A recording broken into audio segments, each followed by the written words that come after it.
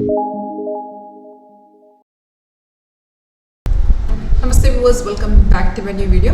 അപ്പോൾ ഇന്നത്തെ വീഡിയോയിൽ സ്കാൽപ്പിംഗ് ട്രേഡിംഗ്, അതായത് 1 minute ടൈം ഫ്രെയിം ഉപയോഗിച്ചുള്ള ട്രേഡിംഗ് ആണ് ഓപ്ഷനിൽ കാണിക്കുന്നത്.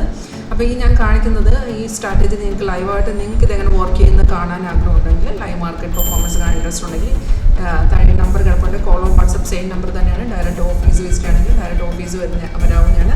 ഈ നമ്പറിൽ കോൺടാക്ട് ചെയ്താൽ മതി.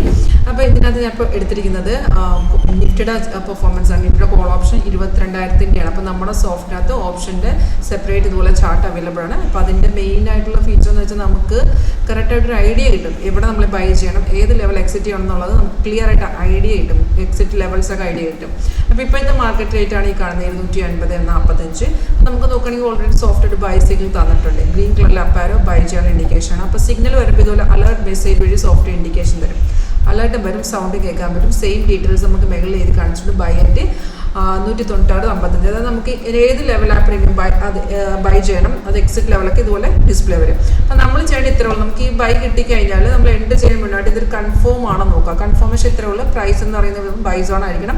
അതുപോലെ ആരോടെ താഴത്തെ ബാർ എന്തായിരിക്കണം, ഗ്രീൻ ആണോ എന്ന് നോക്കുക. ഇത് ഓക്കെ ആണെന്നുണ്ടെങ്കിൽ ട്രേഡ് എടുക്കുക.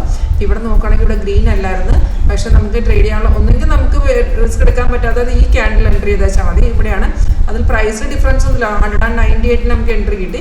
ഡയറക്റ്റ് എൻട്രി വരുമ്പോൾ 196 അപ്പോൾ ചെറിയ വ്യത്യാസമുള്ള. അല്ലെന്നുണ്ടെങ്കിൽ ഡയറക്റ്റ് നമുക്ക് ഈ ലെവലിൽ തന്നെ എൻട്രി എടുക്കാം. കാരണം വെച്ചാൽ ഈ റെസിസ്റ്റർ ബ്രേക്ക് ചെയ്താണ് മാർക്കറ്റ് കയറി വന്നത്. അപ്പോൾ കയറാനുള്ള ചാൻസ് കൂടുതലാണ്.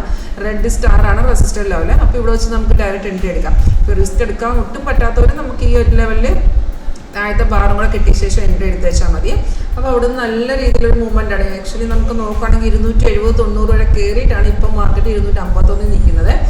അപ്പോൾ നമുക്ക് ടാർഗറ്റ് എല്ലാം സോഫ്റ്റ് കാണിച്ചിട്ട്, അതായത് നമുക്ക് ഇത്രയും 190 ലാസ്റ്റ് ടാർഗറ്റ് 222 ആയിരുന്നു. അപ്പോൾ സ്റ്റോപ്പ് ലോസ് ഉണ്ട്, trailing stop loss. Risk reduce ചെയ്യാൻ സോഫ്റ്റിനകത്ത് തരുന്ന ട്രെയിലിംഗ് സ്റ്റോപ്പ് ലോസാണ്.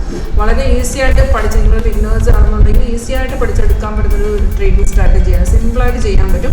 ട്രേഡ് എല്ലാം നമ്മുടെ ട്രേഡിംഗ് പ്ലാറ്റ്ഫോമിൽ തന്നെ ചെയ്യേണ്ടത്. ഇതിനൊരു സപ്പോർട്ടിംഗ് സോഫ്റ്റ് മാത്രമാണ്. ട്രേഡ് ഇപ്പോൾ നിങ്ങൾ ഏത് ട്രേഡിംഗ് പ്ലാറ്റ്ഫോം യൂസ് ചെയ്യുന്നത് അതിൽ തന്നെ എക്സിക്യൂട്ട് ചെയ്യാൻ മതി.